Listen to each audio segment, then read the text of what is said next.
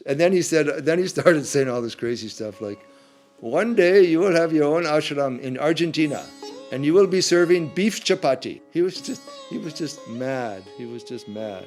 And then we left and we went to Madras and we did the 30-day Vipassana course with Goenkaji, which was very powerful. I'd never done any meditation before, so 30 days meditating 16 hours a day, following all the Buddhist precepts, couldn't even kill a mosquito, and no talking, no laughing, no singing, no fun, and just meditating every day.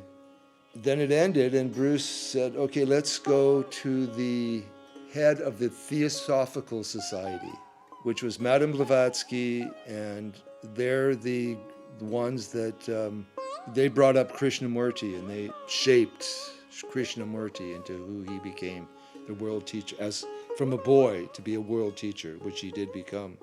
So we went to the Theosophical Society, and it was like a scene from a grade B horror movie with all these old stone buildings and dark archway. It was really creepy.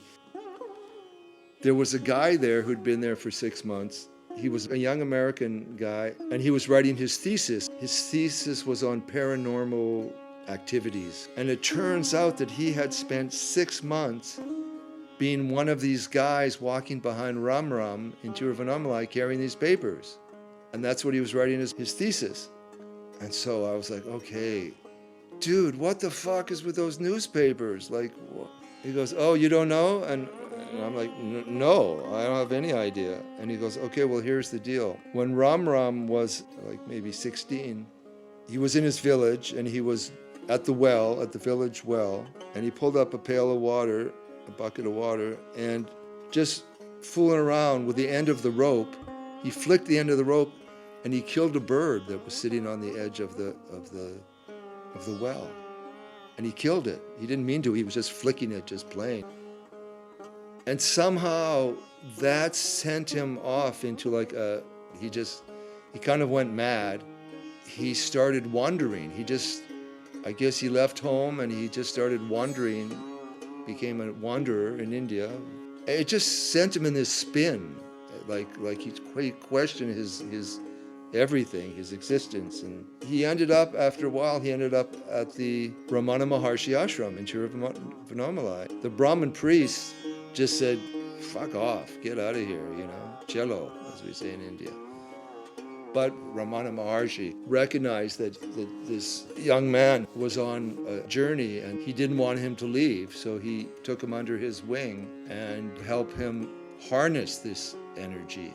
And what Ram Ram came to understand is that he took on the job of protecting the politicians in India that wanted to do good and help the people, because there were so many corrupt politicians and there were so many black magicians that were putting curses on the good politicians, that his job was to put positive energy on the good politicians to counteract all the black magic. So in a way, he was, you could say, a white magician. So all these new stacks of newspaper, that was his research material.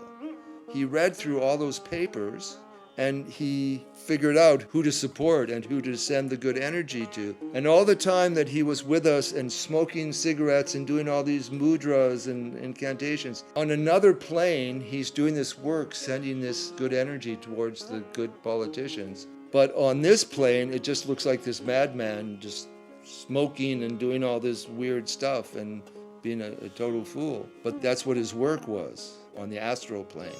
And I was like, oh, wow, that's heavy. But that's the kind of place it was. It was the kind of place where clairvoyants would come from all over the world, Australia and Europe and South America. They were doing research in the Akashic records on the astral plane. And they were doing all their research in their sleep. So they would sleep 20 hours a day. That's the kind of place it was. Anyway, so we spent a few days there. That was quite eye-opening. But then I had to decide what to do next. I had talked with Goenka about joining his team and helping out with the meditation retreats and traveling with him, or go back to Goa. It was the season in Goa. It was November. It was a season that was starting in Goa, the winter season of sex, drugs, and rock and roll. So I had to decide between a life as a meditator, monk, or a life of sex, drugs, and rock and roll. I was 22. What was I going to do? So I went to Goa.